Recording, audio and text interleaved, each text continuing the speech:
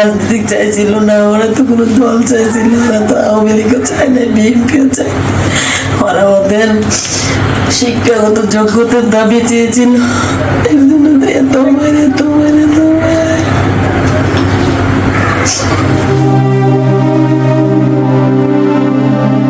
আন্দোলনের শুরু থেকেই সক্রিয় ছিল নাফিস। মা আর ভাইকে বলে গিয়েছিল বিজয় না নিয়ে ফিরবে না। বিজয় ঠিক একদিন আগেই প্রাণটা তার চলে যায় মুহুর্মুহু গুলিতে। 4 আগস্ট ফার্মগেট এলাকায় গুলিবিদ্ধ হওয়ার পর নাফিজের আহত দেহটা টেনে তোলেন রিকশা চালক নুরু। বলেন সেদিনের কথা। ওই টাইমে তো আমারই হাত পাও কাঁপতাছে, আমি তাকে নিচের থেকে মাটির থেকে ধৈরা উপরে উঠাইছি। উপরে উঠাইয়া আস্তে করে খালি কোনো রকম ওই পুলিশের থেকে সাইডে আমরা যে হাসপাতালে নিয়ে গেছি তারাও কিন্তু রাখে নাই, কেউ ধরতে চায় নাই। শেষ পর্যন্ত আমার গাড়িটা সহকারে আমার সহকারে পুইরা দিতে চাইছিল, তখন আমি বাধ্যমূলক আস্তে আস্তে নিয়ে যায় ওই যে চক্ষু হাসপাতালে এখানে লয়ে গেছি খামারবাড়ি। আমি জিজ্ঞাসি ওনার ঠিকানা বিচারছি, ঠিকানাও পাইনি। ওনার গার্জেনকে ফোন দেবো যে সেটাও আমি পাইনি। সেদিনের ওই ছবিটা তুলেছিলেন দৈনিক মানবজমিনের ফটো সাংবাদিক জীবন আহমেদ। ছবি তুলতে তাকেও পড়তে হয় বাধার মুখে। দেখলাম যে 2-4 হাত পা ধইরা 3-4 জন পুলিশের চোখে কোনো রকম ধইরাই না রিক্সায় শোয়াই দিল। তো আমি তখন ক্লিক করতেছি, ওরা খুব চেষ্টা করলো আমাকে বাধা দেওয়ার জন্য, কিন্তু আমি আমার ছবি তুলে গেলাম।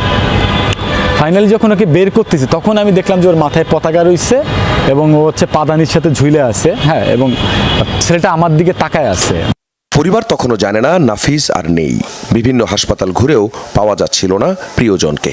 রাইফেলের দিয়ে মারছি, আঘাত করছি, এটাও আমার মনে কষ্ট লাগে না, কিন্তু সর্বশেষ কষ্ট লাগে যে আবার ছেলের যে গুলি করতে ভিতর দিয়ে বের হয়ে গেছে, রক্ত বের হইতেছে, কাপড়গুলি লাল হয়ে গেছে, আমি কিছু কি করলি। আমি রাতে ঘুমাতে পারি না ওই রুমে। যখন আমি এই রুমের দিকে আসি বা এই রুমে বসি, আমি খালি ফিল করি যে আমার ভাইয়ের এই রুমটা এত কিছু, এত স্মৃতি। শেষমেশ মধ্যরাতে শহীদ সোহরাওয়ার্দী মেডিকেল কলেজ ও হাসপাতালের মর্গে পাওয়া যায় নাফিজের ক্ষতবিক্ষত নিথর দেহটা।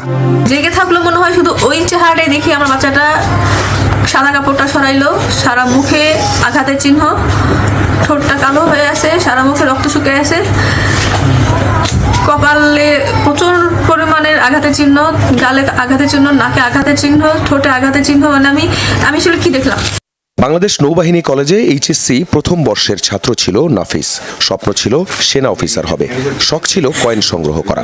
ছেলেকে হারিয়ে মা বাবা বেঁচে আছে সেই স্মৃতি নিয়েই স্বজনেরা চায় বীরের পরিচয় পাক তাদের নাফিস।